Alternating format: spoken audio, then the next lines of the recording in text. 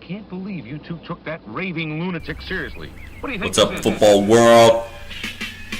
PTF, week 8. Not doing so hot. Week 8. God, we're already almost done with this? Man, just started. Ridiculous. Last week, it's rough. It's rough to be a Hokie fan. That's all I gotta say. It's like right when you start doing this, you realize that you're a Virginia Tech fan, and that's not where you are. You're like, you're never here or here. You're just like right there. Regardless, whatever. Got Miami coming up this week. So, Miami. All right, let's get into week 7. Let's look back. Roll Tide. That's all I gotta say. That's just the way it is. The way it might be for the rest of the year. So, Bama goes big in Tennessee. Ohio State pulls it off. Beats up on Wisconsin. Tough. Playing in that tough conference this year. That's just rough. They're a very good football team. Nevertheless, the Buckeyes still undefeated. North Carolina beats Miami, makes a big statement in the ACC Coastal side of things. They're back in the top 25 with that win.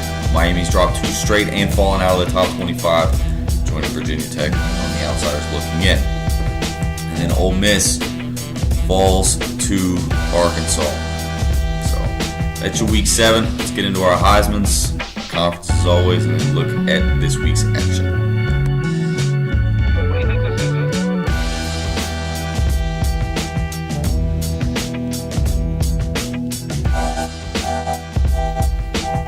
Like I said last week, the Heisman frontrunners have pretty much distanced themselves away from the others.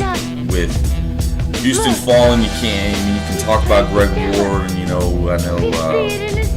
Fournette was supposed to be a frontrunner, and LSU just not doing it with him this year. McCaffrey at Stanford, and Stanford fell again to Notre Dame.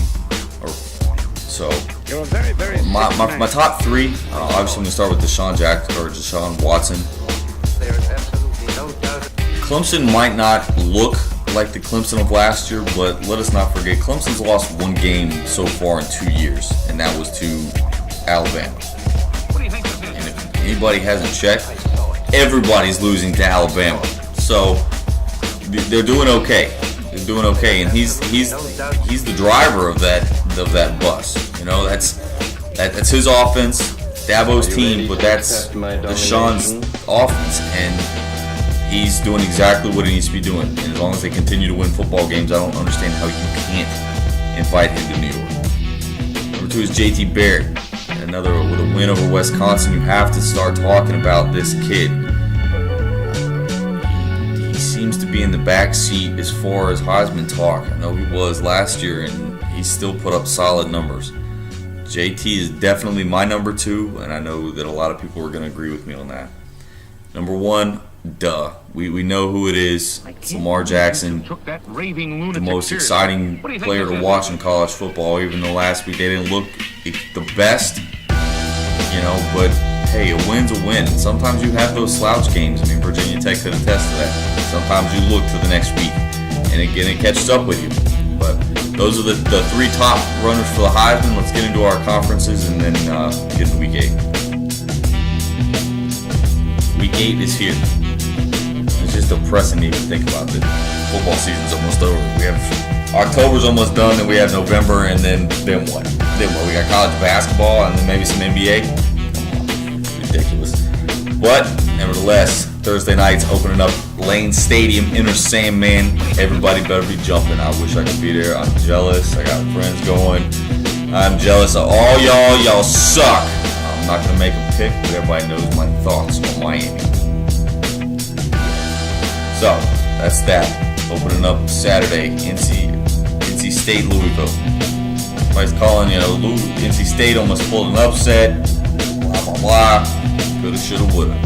Should have recruited a better field goal kicker, but you should have done. But you didn't. You took the loss. Clemson's undefeated, and now you got Louisville. You gonna beat them? Nope, it ain't gonna happen. In fact, maybe even double digits. That's my pick. So I'm gonna run with Louisville in that one.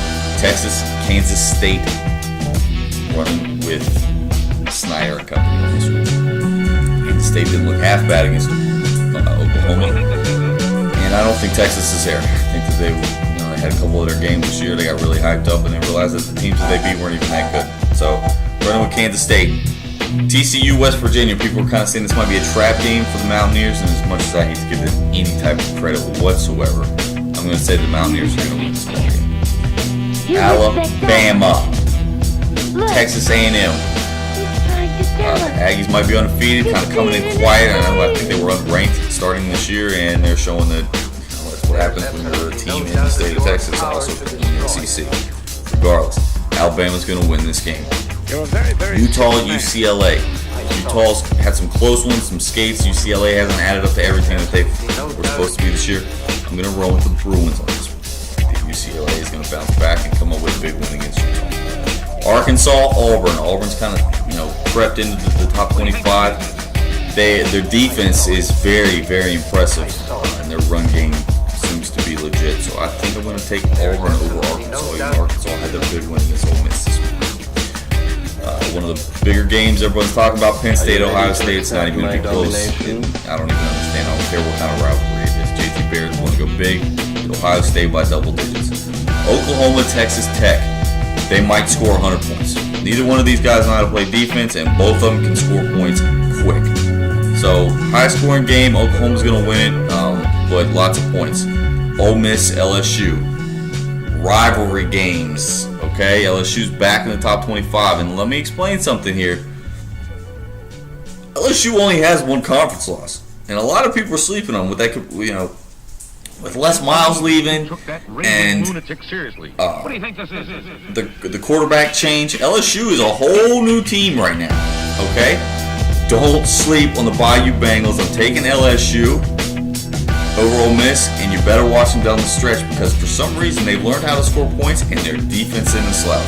LSU has one conference loss, and a lot of people have straight wiped them off the map as far as the SEC goes. It ain't over yet. The SEC got a lot of football to play. Last but not least, a weird game. I'm going to take Iowa, Wisconsin. Wisconsin is liable to do some damage in this one just because they are pissed after taking 2 losses with Michigan and Ohio State. That's your week 8 as far as PTF goes. Everybody have a great weekend in college football. Be safe, and we'll see you back next week.